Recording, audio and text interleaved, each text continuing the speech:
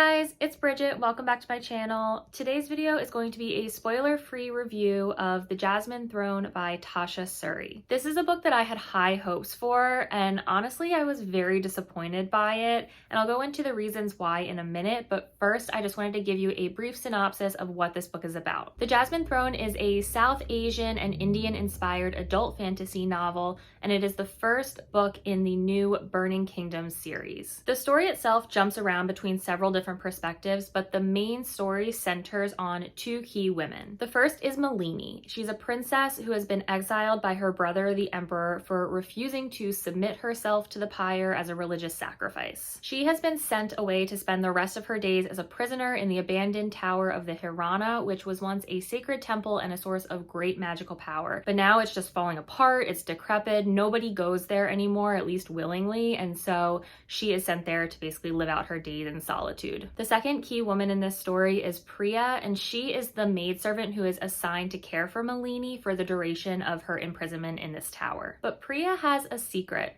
When she was a child, she actually grew up in the Hirana and was a member of the people who had access to the power there. And she lived there until the day that her temple brothers and sisters were massacred by fire, and she actually managed to escape and live in secret as one of the last remaining members of her faith. Now, many years later, Priya is returning to the Hirana to care for the Princess Malini, and she is confronted with her past, and a lot of the memories that she has tried so hard to repress over the years begin to resurface. Malini and Priya have an undeniable attraction to each other, and they end up forming a tentative alliance to break Malini out of her prison and bring this oppressive kingdom that they're a part of to its knees.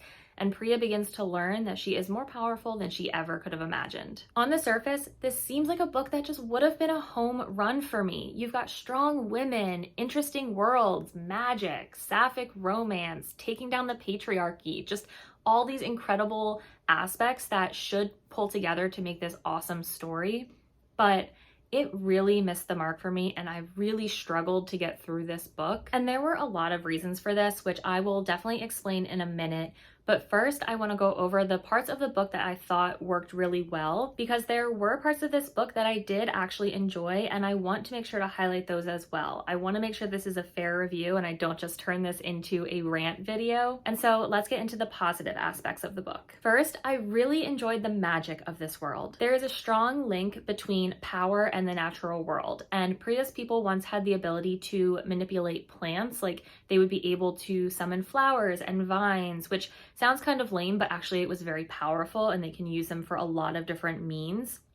And they were able to affect the environment around them. I do really love magic that draws power from the earth and from nature, and I think that Tasha Suri did an excellent job really articulating the beauty and the ruthlessness of this type of magic. And part of what made this power so intriguing was that even the people who wielded it didn't always know what their capabilities were, and they were learning along with the reader. Another aspect of the book that I did appreciate was the romance between Malini and Priya. This was definitely a slow burn romance, but there was lots of sexual tension, and by the end of the book, I was 100% rooting for them. And I'm sorry to say it, but those two things were really all that I liked about this book. And now I'm going to get into the reasons why this book just really missed the mark for me. So my first complaint is kind of a small one, but it's about the writing itself. It just felt like it was at odds with itself. At times, the writing would be overly simplistic and almost juvenile, and I'll give you a few examples of this. That these are not spoilers, these all happen kind of early in the book. But the first one is in a conversation between Priya and her friend, and they say, "You and I, we should look after ourselves." She didn't add, "because no one else will." That phrasing is just so cheesy to me, and this happened like right at the beginning of the book, and so I just had a hard time taking the writing seriously after that. And then another line that happened a little bit later that I just had to laugh at was, Priya already knew these rebels were the hardest kind, the ones who used murder as their method of resistance. And maybe I'm nitpicking here, but there just seemed to be a lot of lines like this that were kind of naive, and Priya is supposed to be someone who has seen a lot in life and struggled a lot, and like this is her thought that like these rebels were super hard because they use murder as their method of resistance. Like they're rebels, that's what they do. I don't know. It just, Lines like that felt very clunky to me, and it really pulled me out of the story, and it just made me question, like, is this an adult fantasy or is this young adult? Like, I don't know. And then, like I said, it felt at odds with itself because there would be a line like that, and then suddenly there would be a line that was so flowery that I would have to read it 2 or 3 times to figure out what the author was trying to say. And so it just was an odd dynamic. And then this book is very dialogue heavy, but none of the conversations really felt that natural to me. So much of the world building is done through conversation that you can tell when a character is just saying things to give you background information. Like, they would never actually have this conversation or say these things. Like, they were just sort of stating the obvious to each other so that you could get a sense of place. And I just didn't like that. It felt very awkward and clunky, and the conversations always felt very awkwardly formal. Like, whether it was a conversation between friends or enemies or allies or even just acquaintances, the tone and the language used always seemed to be very similar. So you could never get any real sense of personality from anybody. It just made the book feel very like surface level, and I was never able to really immerse myself in the world. One of my biggest complaints, to be fair, is very subjective, but I was just bored throughout this book. I really struggled to get through it until maybe the last 100 pages or so, where it did sort of pick up. It is very character driven, and there is very little plot moving the story forward,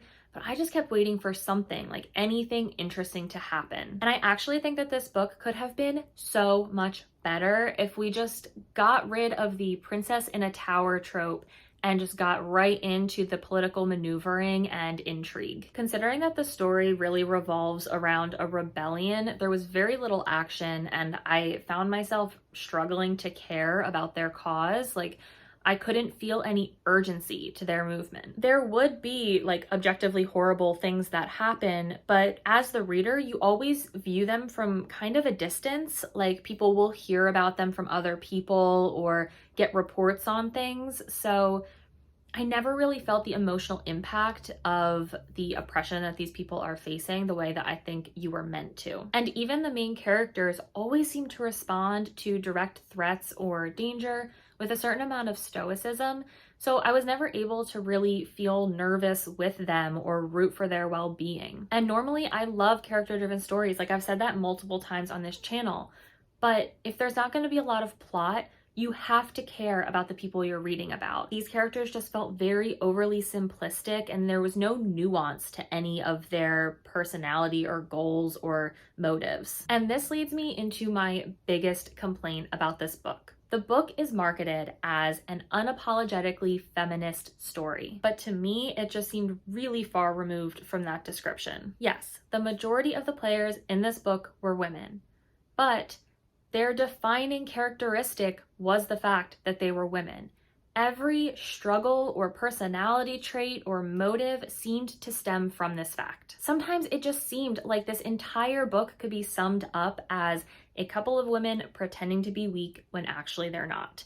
And all of them had the exact same story. Each one of them learned to be silent and obedient and unobtrusive, but secretly, each one of them has a spark of defiance that they use to achieve their ends. And not that this is a bad thing. This kind of arc can be great for character development, but when every single woman has the same story, it loses its impact. And also, why does a feminist story have to center around women being oppressed and undervalued? Like, I just feel like we deserve better stories than that. Like, better stories than just trying to take down the patriarchy, because it's boring, it's overdone. Like, there is more to women than that. And even in this supposedly female-driven plot, every single character's entire purpose is centered around men and the actions of men. Malini's whole personality is shaped by her emperor brother. Priya's story arc only moves forward because of the actions of her temple brother. Bhumika, who is another main character of the story, her strength is always shown in contrast to her husband's. None of these women are anything by themselves. Everything in this book still, even though it's claiming to be this feminist story, relates these women back to the men in their lives. If this were truly a feminist story, you would have a group of women with different personalities and beliefs and struggles and backgrounds coming together, challenging each other, trying to bring out the best in one another,